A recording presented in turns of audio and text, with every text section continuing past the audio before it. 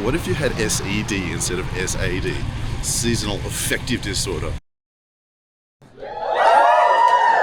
While a lot of travel YouTubers might take you to the border with North Korea, I'm going to show you food in New York City. It's a dog-eat-dog world. Like, people are out here to accomplish their mission. Got some eggs, bacon.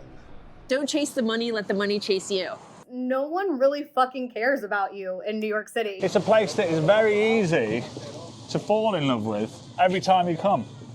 All right, friends, it's day 2 in New York. I've got some big boy business to do today. I'm going to take you along with me. This is why I'm wearing my nice shirt. I am terrible at getting dressed. Look, I'm wearing the same clothes, these jeans that are too small for me, these sneakers that are totally fine. We did over 20,000 steps yesterday. Today we're going to meet some friends, and a couple of the people that we're going to meet are people that I'm meeting in the flesh for the first time, and we're going to hear about their adventures in New York and what they've learned. Let's see what we can learn. It's a nice day. I didn't bring the right shoes. Oh, it's raining, but it's kind of icing as well. Is that just snow? When you first move here, if you're from a warm weather country, snowing's quite nice. And maybe it's nice if you're here for 10 years, but for a lot of us, snow represents, often it's the middle of winter, because obviously the weather systems are changing. And it's kind of that time of year where you know you've got another month or 2 to grind it out. Sometimes 3 months to grind it out before the sun is where you want it to be, before you feel good about yourself. And what's funny in New York, a lot of people say, oh, I love how there are 4 seasons here. There are 4 seasons nearly everywhere, right? Maybe around the equator, less so, I don't know, science stuff. But for me, New York has 2 seasons. There's this shit, where it's so cold, and the days are short, and you don't really want to leave the house, and you're not sure whether you're crying or numb or whatever's going on in your mind. And then there's summer, which is okay for a little bit. And then it feels like crazy, and there's piss everywhere, and just stinks, and it's loud, and you can't sleep, and the sun's up early, and summer's definitely better than winter. But I'm really not a fan of people who say there are 4 seasons here. Now, if you complain about weather to a Scandinavian, you know what they say, right? They say, no such thing as bad weather, just bad clothing. Well, I can tell you this. My seasonal affective disorder does not know how to put on clothes. There you go, that's Grand Central. It's a funny phrase, that, seasonal affective disorder. What if you had SED instead of SAD? Seasonal affective disorder. Well, you're just generally affective, but in certain seasons. You're really effective, but like in a disordered way. Like no one can compete with you. SED. I think we're in here.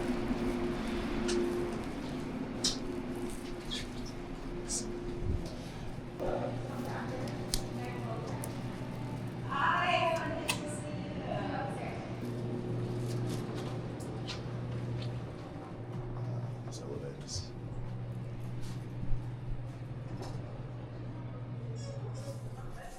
You're a Bliss? Yeah. Alright, this is me preparing to do some big boy work. I keep everything simple, run everything off the laptop, usually Keynote with Microsoft Word. Got my clicker, got my little dongle here, books, etc. And because I plug into a lot of systems, I do try to keep everything simple, but you also never know. Alright, so while a lot of travel YouTubers might take you to the border with North Korea, I'm going to show you food in New York City. Okay, it always starts with some coffee, and then some bagels, cream cheeses, half and half, half and half. I don't really know what that is. I've been here for so long, I don't really know what that is. Got some eggs, bacon, potatoes. Eat that, border of North Korea. That's good. I am so thrilled to introduce you to my best friend, who doesn't know he's my best friend, Mark Pollard. You want me to sound like a strategist. People who try to sound like strategists are very difficult people to work with. So I think that went well. It's funny because I feel at least two things when I talk in public. One is I get sick of hearing myself talk and I'm wondering, is anybody finding this useful? But also I'm most me when I'm speaking in public, so I have to do it. And I try to listen to that voice more than the other voice. All right, we're going to hit the New York City streets to see what else we can learn from this tough city.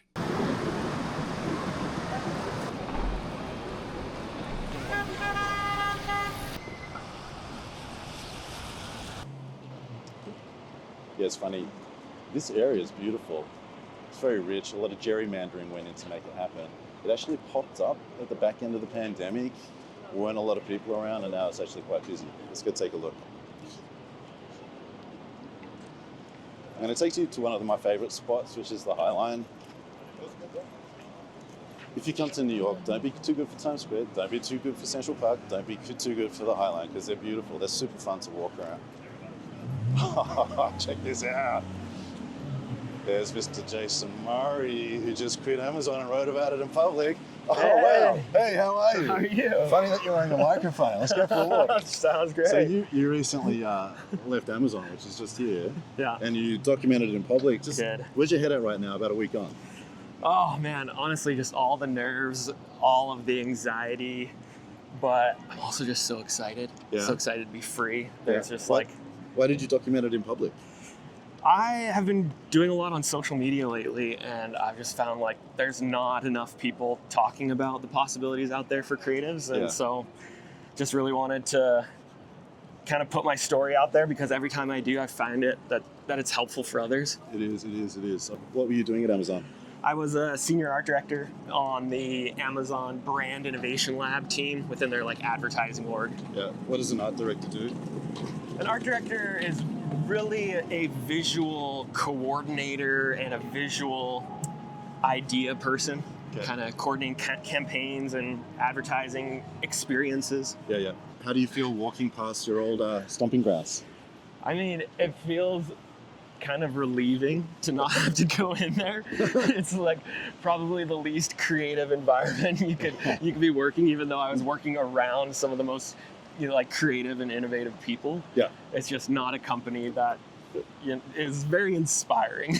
I think a lot of people come to this country, or they come to a city like this to do creative work, to have ideas, and they don't realize the black hole that is corporate America. Yeah. You could be working with awesome people, but all of you could be struggling to do the quality of the work that you want to do. The corporate America will just It really does. just slurps on you. It's really the ladder of it all. The higher you climb, the harder it is to step off that ladder. Okay. And especially for creatives too.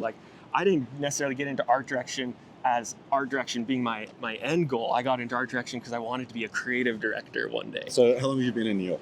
I've been in New York for 3 years now. Yeah, where were you from originally? I'm originally from Canada. What do you think you've learned from your time in New York? Give me a painful lesson. I mean, one of the most painful things for me has been being an introvert in New York. Yep. I am as introverted as it gets, even though I try my best to fake being an extrovert and put on, a show for clients, a show for, social gatherings. But I also have a condition called hyperhidrosis, which means not now because it's freezing outside, but I usually have the sweatiest hands on the planet. So shaking hands with people, shaking hands with clients, everything just heightens my anxiety because I know it's going to be a slippery handshake. That, while being an introvert, it's hard in New York because New York is a very social place, and we all live in tiny apartments, and you don't want to stay in your apartment all day. So the city's just constantly pulling you out of your apartment, pulling you to social gatherings, or if you're not, you're just kind of falling behind because that's where everything happens in the city. So, but I even think in business, and especially in the creative world, if you're an introvert, you're gonna pay a price for it. I got a mate, super successful, well awarded at Cannes for decades, 2 decades, moves to the US. I'm like, dude, you're gonna have to learn how to be out of your shell, because you will get moved from account to account if they think you're quiet in situations where they want you to be loud. And it kind of happened. The best opportunities come to people that are top of mind. Yeah. And introverts are not always top of mind because they're not the loudest one in the room. So I just, had to learn a lot of little hacks and cheat codes along the way to try to fake being an extrovert and try to, be top of mind and be seen. I think another thing I've learned in New York is everything happens here. It's Yeah. the one city where you will never have FOMO. Okay. You'll never be missing out on anything, because any event, any world stage, any sort of like, in advertising, any sort of marketing pop-up or thing is going to be executed in New York. So it also means you just have zero excuses. You have no excuses to not achieve your goals. You have no excuses to like not, achieve your dreams. And if you're not doing that, you'll feel this sense of regret constantly that you're not doing enough, because New York is the place where it happens. And if you're not doing things that you think are productive, it's nagging at you every day. I felt those things. I wrote a book here, I launched a business here, did a lot of stuff. And some of that came just because I felt more free here. There's an energy here. But there's also a stress where if you don't do that, oh my God, what's going to happen? Have you felt that yet? Oh, definitely. Like I've felt the clock ticking too, as we've lived here with a family, and we're thinking like, how long can we live in the city? Yeah. I'm thinking, well, I haven't become famous yet. I haven't shot enough videos out in the streets. I'm not taking advantage of like the cinematography of the buildings and everything. And yeah, I feel a lot of that stress. But it's a dog-eat-dog world. Like, people are out here to accomplish their mission, and so it's be intense. I feel like I got pretty lost in the rat race of being in corporate America and being at Amazon and being in the ad agency world, and also had my sights so set on climbing the ladder to get to creative director. The longer you work and the longer you're trying to climb, you start to realize you don't want the job of your managers and your leaders, that their lives aren't better than your life. One of the most common things that I hear from people, definitely in their 20s and 30s, who are employees, they look ahead and they look at their bosses, they look at their bosses' bosses, and they're like, I don't want that. I don't want that divorce. I don't want the kid in private schools or the kids in private schools. And like the cost of all of that, they don't look happy. They're working 80 hours a week. They really don't look happy. So I feel like leading creative people in New York, you got to be careful of how you're putting yourself into your own company, because you're going to end up with a smaller hiring pool if everyone keeps thinking that doing creative work in corporate America is toxic as fuck. Yeah. Is there anything you would do differently if you were back in corporate America a few years ago? I wish I'd started sooner putting social media videos out there, making videos on Instagram. I've been doing YouTube for years. I've been on YouTube for 16 years now. But I wish I'd been more confident in myself sooner, because every time I've been a little bold and put my ideas out into the world, opportunities come up. Yep. So let's imagine you stay here for 5 years. What does 5 years in the future look like for you? Well, I hope I've built up my business a little bit. That doesn't look like making it bigger. I hope it's just created a routine that feels good and allows me to make work that I want to make. So in 5 years, I hope there's just a sense of accomplishment and relief, I guess. All right, so that was Jason Murray. I think he's going to crush it independently. Question for you though, if you quit your job, would you document it in public? Let me know in the comments. JWT Metro, I love you guys, but I quit. That's Lado Malazzoni, who quit his JWT job at the conference at Black Sea in Georgia. We were applying the 4-point strategy framework to his life in front of 1,000 people. Here's how it went down. I haven't quit because I tell myself I need things. That's the problem. Insight, it's really other voices speaking through me. Yes. Advantage, well, I've just started on the journey to find my voice. My strategy, well, I'm going to show to myself that I've already started to become, and there's no going back. Anytime there's a doubt, you just say to yourself, there's no going back, there's no going back, there's no going back. Yes. How do you feel? I feel that I have to use this opportunity to say thank you to the amazing team with whom I worked for last 5 years. And amazing people, JWT Metro, I love you guys. But I quit because there is no going back. Damn. Now I'm going to take you to the first place I worked 14 years ago. Let's go.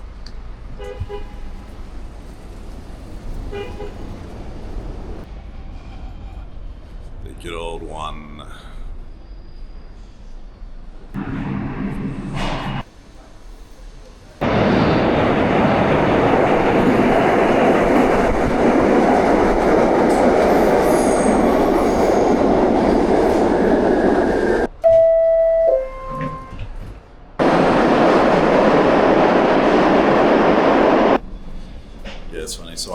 worked here twice, and overall didn't enjoy either experience, and avoided this area, although there's not much to do here anyway.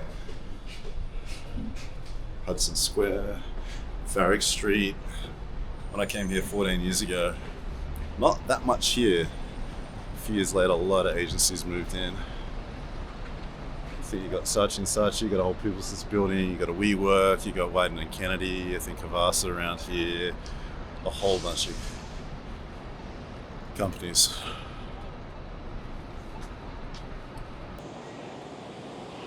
So it might sound weird and privileged to say that you get triggered in a certain location. It's funny, this is where I got my green card here. And that's really important information, because when you move countries, especially to New York, there's a risk that you lose your job. And back in the day on an E3 visa, which is an Australian visa for the US, if you lost your job, you had to leave the country within 2 weeks. If you got a family and you have to leave the country, you might have to break your rent. You might have to pay a lot of money for the airfare, because in the contract, no one's paying for your flight home. So losing your job in New York could cost you 20 to 30,000 US dollars once you've signed on for all these things. So it is kind of stressful, let alone the fact that you kick yourself for making another bad career decision, that you came here with high expectations and you didn't meet them. So I think it's okay to be triggered if you had slightly difficult situations in an area. So we're just going to go around this corner. I'm going to show you the first place that I worked at 14 years ago. It was Saatchi & Saatchi. So here it is behind me. Can you see it there? Oh, we got Becky. Hey, pal. How you doing? How are you? Good. Good. Coming here together today. Ah, How do you feel? this is the scene of the crime. I mean, I feel so many things. On the one hand, how can something so dead bring life to such a beautiful friendship? Oh my God, what do you mean by that? Are you talking about the building or just... The fact that it was meant to be a creative hub, and yet, what did we work on? I don't know. Okay, but you were born in this country and you've worked in a lot of different kinds of companies. I thought I was coming to this city to do really creative work, and I think one of the hardest truths is you will always get sucked into the corporate America vortex, and that corporate America vortex, even in an agency, is much more conservative than any of us want to believe. 1,000%. Yeah. The promise of New York and being a creative, artistic community is subsumed by what I believe is the risk management mindset. You've worked in a few other agencies. How would you summarize your overall experience in agencies here as an employee? What I felt like was never happening was that we weren't actually treated as partners by our clients. And by not being treated as partners, we weren't getting the best out of each other. How can I help you solve a problem if you won't take the time to treat me like I'm on the same team as you? But also around that time, what made things even more complicated is that our clients started to compete with us. So you go out to a Minneapolis, to a General Mills, and there you are thinking you've just moved here, you're completely naive, and you want to do really good work. Now you're competing against 2 or 3 other small agencies that are cool at the time. But then there's an internal team, and there's an internal insights team, and it's like, oh my God. And clients of these big companies with multiple brands, they're often just trying to do like a 2-year stint, and then they're trying to rotate. Right. So it's just a completely does not compute vibe. Totally. It's a complete lack of alignment in incentives, Yeah. right? So if it's competition and one-upsmanship, how does good work come out of that? Here, everyone is aware of hierarchy in every interaction. The office that I got that you shared, people were fighting over that office. I didn't even want an office, but the rest of the building was so depressing that I took the office. Right? I'm laughing because I feel your pain. I know. EVP, SVP, VP. It is very American. Well, we are obsessed with status, aren't we? Why? Well, if you think about it, that's why so much of consumer technology has gamification. It's status, social symbols, points, earning. So you've been in and out of New York a few times in your career. What keeps bringing you back? 2 things actually brings me back. One is there's no other place where I can make money, a lot of money quickly. Okay, money. It's true. Yeah. Money. And you are good at money. Yeah. 2, I learned so much. So much of my community comes in and out of here. Okay. So I am not the only one who's moved in and out of New York 3 times. Lots of us have. Yeah. I'm sure we're going to see you back here too. So what has New York taught you? Are there tough lessons that you've learned here about yourself? Absolutely. I think that the pursuit of money has always been the wrong goal. It's true, kids, the new age shit. You know, do what you are good at and love, and the money will follow. Why am I laughing? Don't chase the money, let the money chase you. What does that mean? It just means that rather than making money the priority, create something that you really value and you see others will really value, and the money will come to you. Yeah. This is coming from someone who's very good at raising money, who's around the VC world and lots of famous investing types and business types, and has done her own startups and all this sort of stuff. What else have you learned here? I have actually learned there's a right way to do business and a wrong way to do business. Okay. I think people can smell desperation. That was a rough one. Okay. The other one, the big one here? Yeah, what do you mean by that? You did a bad business deal when you were... Yeah, when I needed the money.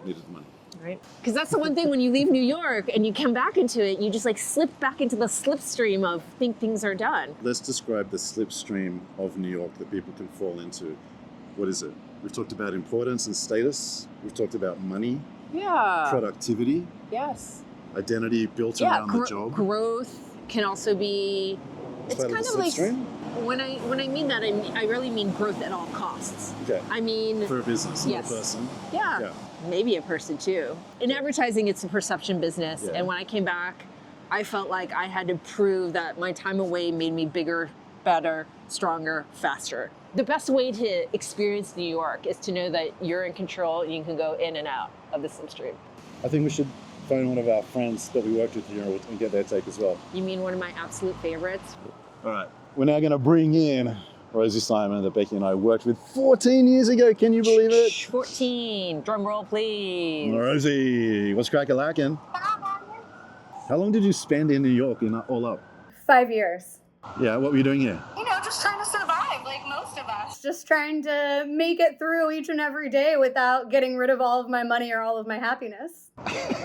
But you say that in such a happy way. I know that you had some tough times here too. What was a tough lesson that you learned in New York? Radical independence, because no one really fucking cares about you in New York City. You know, I had times where I dropped all of my groceries on the subway and people just kind of looked at me and gave me just blank stares or went back to whatever they were doing, reading their books. What else did you learn about yourself in New York? Everyone is doing their own thing. So, I mean, David Foster Wallace, he talks about this in his graduation speech, This is Water.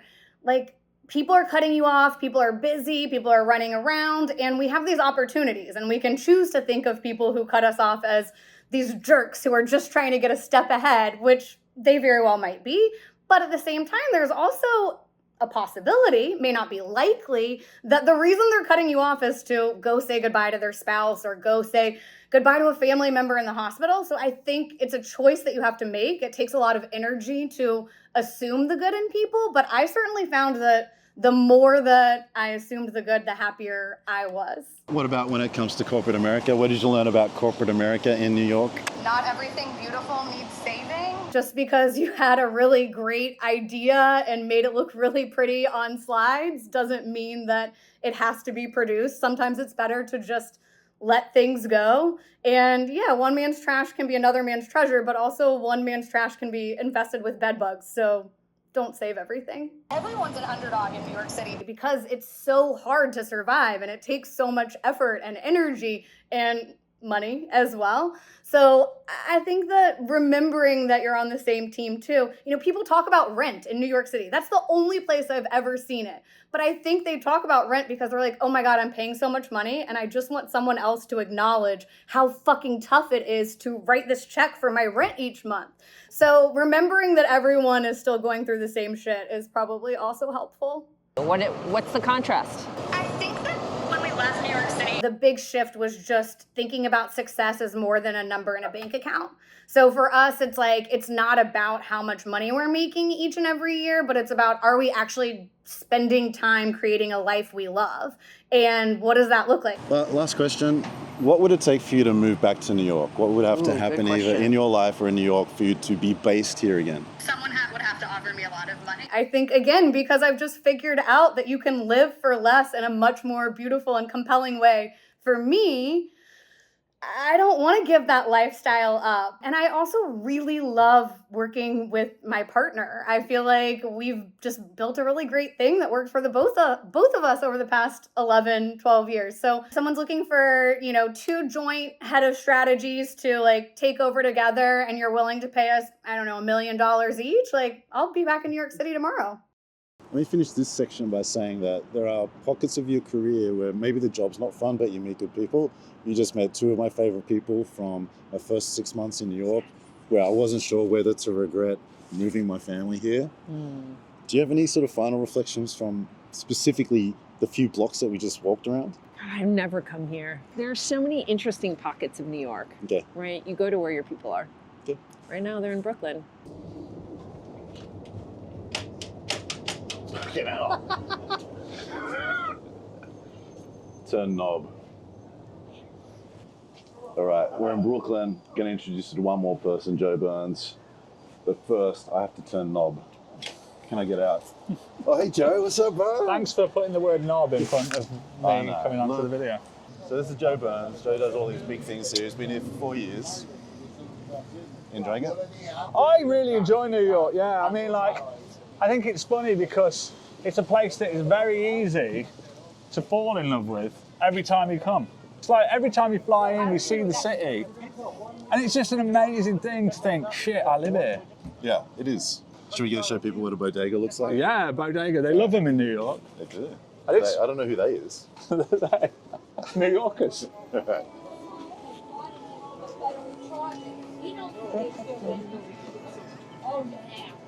Hola, hola, ¿cómo estás? It's so fucking colourful. Yeah, man. I love this shit.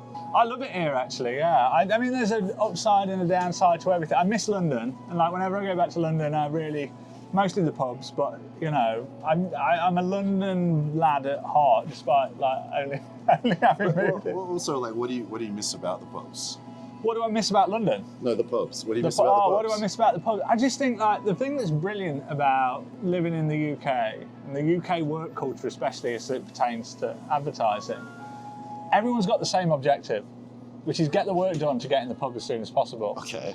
Whereas I think the difference in New York is everyone's got a different objective, which is show that I'm working really hard by staying into the office really late. Yeah. And that's it's a little bit less fun. Yeah, can be. Have you ever read, you were mocking me earlier on, Mark was mocking me earlier on about quoting people, but I'm going to reference a George Orwell essay. Oh my God, that's so English. The Moon Under the Water, right? Have you read that essay? No, don't quote shit and then ask me if I've read it. Have you listened to the new Bad Bunny album, man? Do you know Dembo Brazil Funk? Come on. Well, stop competing. It's just this beautiful vignette of the perfect dream pub, and there's just something there's a magic of a pub. A lot of the best meetings I've had have been in a pub. A lot of my best ideas have come there. That's all good. What are you doing now in New York? Ironically enough, work remotely for an agency that doesn't have an office. So I'm here entirely by choice rather than by needing to go to an office, and it's a place I want to be. And I think there's just that magic of being in New York, that you interact and see. You're in the heart of the empire in a way. You know what I mean? Yeah, although maybe you are in Washington. Yeah. Well, don't traumatize me about where I live. New York is the spiritual home of the American capitalist empire. I think Washington's maybe the political part of it, You know what? New York is a spiritual home of capitalism, except when you leave New York. You go to Texas and you say that to someone, or someone will slap you around a little bit because they love making fun of New York outside of New York. Tell me about some of the just lessons about life that you've picked up here in your 4 years. Well, I think the thing that really stands out to me about being here is the indifference that the city has to you as a person. Yeah. And what's great about that indifference is it opens a door for you to step into whatever you want to be. Agreed. There's something really liberating about being in a place where people just don't care about you really much at all. Do you know what I mean? There's just that indifference. It really encourages you to just okay, I want to be this kind of person. I want to put this kind of thing out there, and that's actually quite weirdly empowering. Do you feel that it's the opposite in London or in England? I mean, London, you can tell it is, I think, a little bit, because everyone in London walks around, we're looking at the floor. I'm doing this now on this video a little bit, just looking down. Like, people like to look down in London. I think everyone just likes to kind of keep their head down a little bit. Yeah, whereas here, there's much less of that, you know? Yeah. Like, you have to step into it, and you have to kind of look forward with where you're going. And, you know, you're never going to escape who you are in London, whereas I think you can in New York. Give me another one. What else have you learned here? The hustle of it is real. Sometimes it can be pretty brutal in a way that, like, I think I've been shocked a few times by how brutal the work culture can be in New York. You know, everyone references Frank Sinatra. Again, I'm quoting someone, which makes it sound like it. But if you can make it here, I do think you probably can make it anywhere. Everyone is here for a reason. Yeah. You know what I mean? No one's here in New York City by accident. Yeah. And like that breeds a sense of like people wanting to prove themselves and like climb the ladder in a way that I don't probably think you feel anywhere else quite as much. What's been the hardest thing in terms of like adapting to the clients that you work with here? The level of direction that you need to give clients here versus understanding. I don't think people are as keen to necessarily understand what you're saying as a strategist. I think building that understanding and rationalising and giving people reason is a really big part of your job back in London. I think here in the US, people want direction much more than they necessarily want to understand why to do the right thing. You know, like, my next question, why do you think that is? America is a culture that just like, they like to do things. That's what's exciting about it, I think. Like, what's great about London is people are very quick to think, you know what I mean? They get to an answer quickly. When it comes to executing that answer, it takes them an awful long time. And that's probably due to that pub culture. Yep. In the US, it's the opposite almost. Yeah, I think it takes people a lot longer to kind of jump on board a new innovation, but once they have, they just execute incredibly quickly, and everything's oriented around doing in a way that's incredibly exciting because it means you're always doing the next thing and you're working on the next project, and like you end up doing so much stuff, and there's so much money and power and capital put behind making things happen here. And that doesn't mean you're going to get any of it, but it is available. There's a book called The Stuff Americans Are Made Of. It's probably nearly 30 years old, and it talks about one of the big traits here is winging it. Getting things done, but winging it as well. And I think if you think a lot for a living, or especially if you've come out of like a London or a Sydney, where in our industry, you're supposed to think. You're supposed to think a lot. People are suspicious of the thinkers here. Lots of books written about like how thinking is an elite thing and we just want to get stuff done. And so I think that's something that you have to navigate as well, right?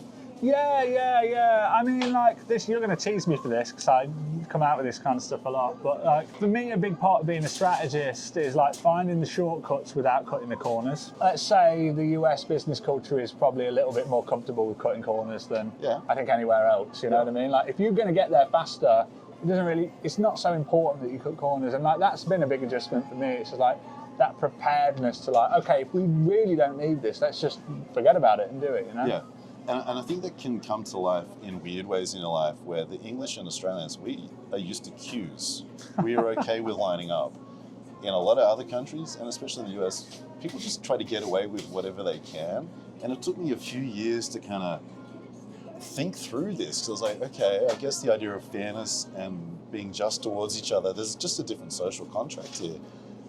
I would say like a headline for me in New York and in the US is like people try to get away with whatever they can. People will push in front of you in a bar and order before you, even though you both kind of know that you were there first. The real problem is that like tutting with a Brit, that's normally what you do. Touching? Tutting, not touching. Like this? No, tutting, like being like, like, because you know what I mean? The UK is a culture built on subtleties and like, you can tut in the right way. Knowing your place, right? Well, not just knowing your place, but like, you can tut in the right way and the person knows that you're like really digging into them with that tut. Oh, really? Whereas here, people are just like, why is this guy making a weird noise with his mouth? Yeah. You know what I mean? That's so funny. All right. How has New York changed you? 4 years in, how has it changed you?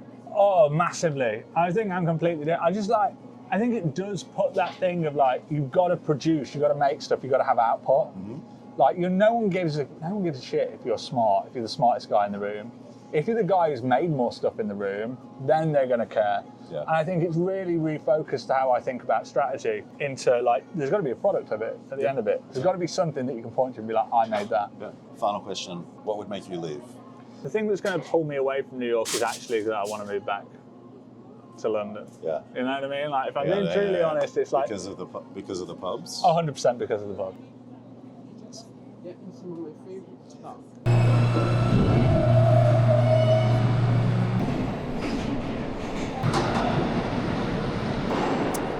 Yeah, it's funny being back here. I guess the main thing that I've heard from the people I've talked about is New York is about opportunity.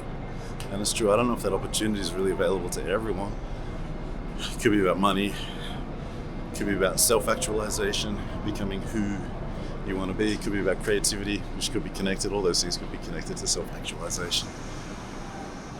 I don't know if I'm projecting, but I do feel that in some of these stories there's like a little projection of loneliness and isolation here. The individualism theme comes out a lot. It's something I felt. But there is a rush here, you know? You do feel like you can achieve things if you need to achieve things, and some people need to achieve things. Can everybody achieve things? It's available. You gotta work hard, you're gonna pay a certain psychological price for it. Anyway, day 2 in New York, kind of fun. Tomorrow we go back to Brooklyn, where I'm gonna introduce you to an Australian Chief Creative Officer who's about to leave New York again to take on a global Chief Creative Officer role with one of the best agencies in the world. I'll see you in the morning.